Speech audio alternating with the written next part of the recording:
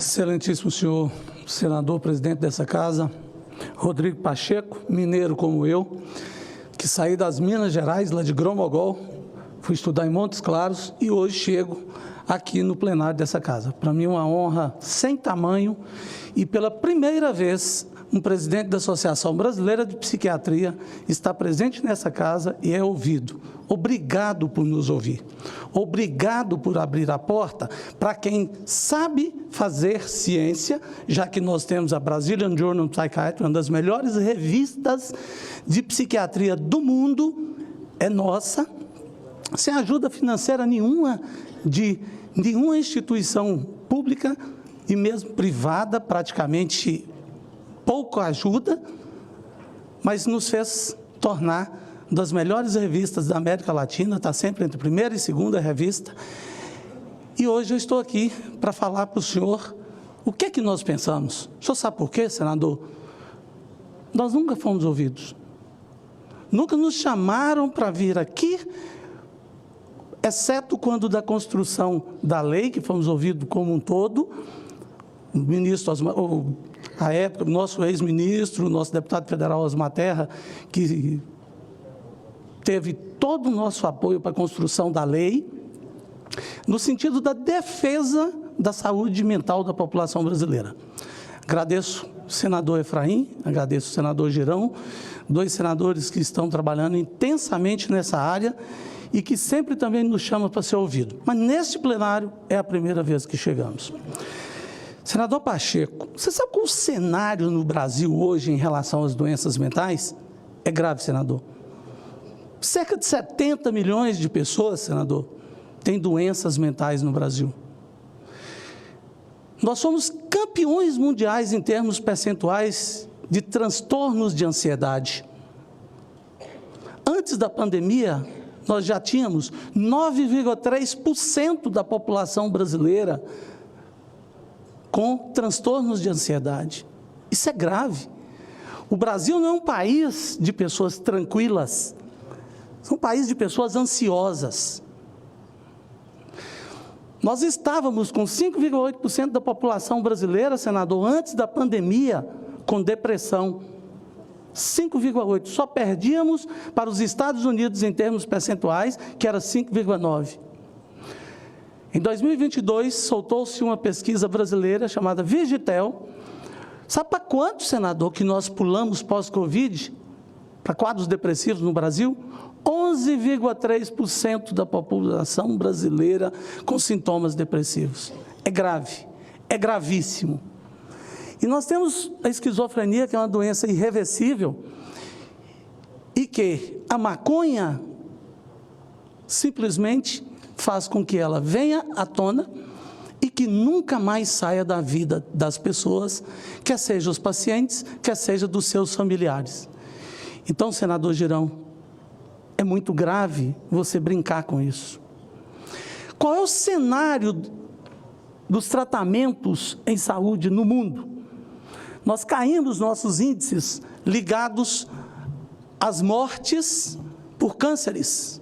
Caímos nossos índices com as mortes ligadas à AIDS. Mas em relação ao suicídio, nós estamos crescendo assustadoramente com nossos índices. E isso se deve a quê? Se deve à presença de mais acessos a drogas, a álcool. A facilidade do acesso faz com que a doença venha a cada vez pior, porque praticamente 100% daqueles que cometem suicídio é porque estão doentes, é porque têm doença mental. Então, os índices crescem assustadoramente. E o que é que nós temos feito? Nada. Como coordenador nacional da campanha Setembro Amarelo, da Associação Brasileira de Psiquiatria e do Conselho Federal de Medicina, nos assusta.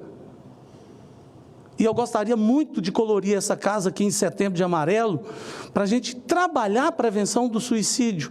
E qual é a segunda maior causa de suicídio?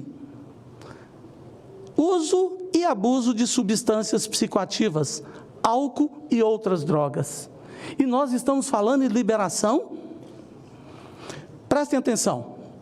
Todo mundo nessa casa sabe muito bem que nós tínhamos de 48,5% a 50% da população brasileira que consumia cigarros. Nós não fizemos liberar, nós fizemos restrição do uso. E quanto mais restrição nós fizemos, nós baixamos de 50% da população brasileira que consumia o tabaco para cerca de 10%. Então nós temos o melhor case no mundo, com os melhores resultados. Como que nós vamos liberar? Como que nós vamos facilitar o acesso? Isso é desconhecimento da matéria científica sobre o uso e consumo de álcool e outras drogas, muito especificamente da maconha. Sabe qual é a quantidade prevista que é segura para o consumo da maconha? Zero. Não há quantidade prevista de segurança do uso. Se há que banir uma droga da face da terra, é a maconha. Então a gente tem que diminuir a produção. Nós temos que diminuir a possibilidade de distribuição. Nós conseguimos fazer isso com antibiótico. Nós podemos conseguir fazer isso com todas as drogas. O Brasil, por exemplo, não produz uma folha de coca. Mas tem todos os insumos que transformam a folha na pasta base. Por que nós não regulamentamos as substâncias que são usadas para fazer a transformação da folha na pasta base? Conseguimos fazer com antibiótico. Por que nós não conseguimos? Aí os países que produzem a folha jamais produziriam a coca, a pasta base. Não há benefícios, nunca houve. Não há benefício nenhum de nenhuma substância fumada. Não há benefício para a saúde. Por que essa é a única substância, a única planta? Está cheio de planta medicinal aí, mas essa é a única que tem essa luta, esse desespero para a liberalização do porte. Espera aí, está liberar o porte, senador Pacheco? Como assim? Mas comprou onde, senador Pacheco? Onde é que vai comprar? No tráfico. O tráfico, só existe os grandes traficantes, porque existem os pequenos distribuidores. Ah, eu estou portando a maconha aqui. Ah, são tantas gramas. Correto. Tem segurança para a saúde? Zero de segurança do uso para a saúde. Eu estou portando aqui, senador, e eu comprei onde? Eu estou carregando de onde para onde? Os próprios grandes traficantes treinam os seus filhos dizendo, jamais consumam isso. Isso é para vender para os outros, jamais para consumir. Eles não usam, porque eles sabem do mal que faz. Eu estive no Congresso Americano de Psiquiatria agora, no mês passado, no mês de maio. Eu fiquei abismado no que transformou o São Francisco. Estou abismado com o que se transformaram as ruas de Los Angeles. E, olha, a Califórnia é considerado o 8º, entre aspas, país do mundo, em termos financeiros. E eles não estão conseguindo lidar com isso. Nós é que vamos conseguir? Tem ideia o que é marcar uma consulta no SUS, no Brasil? Que é paga por R$ 7,50, na psiquiatria R$ 10 uma consulta do SUS. Tem ideia do que é conseguir para quem adoece, para quem faz um quadro psiquiátrico, para quem está com ideias de suicídio, para quem tem um quadro de depressão, de ansiedade, de pânico? Vocês não têm ideias. Não é brincadeira.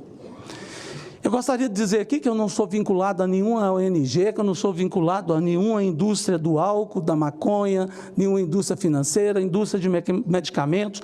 Eu estou aqui representando a Associação Brasileira de Psiquiatria e o Conselho Federal de Psiquiatria, aqui me dado essa possibilidade de aqui representar pelo nosso presidente do Conselho Federal de Medicina, o doutor Irã Galo. Estou muito honrado de estar aqui frente ao senador do meu estado, presidindo essa casa, e a psiquiatria brasileira tendo voz sendo ouvida. Pelo amor de Deus, senadores, não permitam isso. Nós não podemos criar uma fábrica de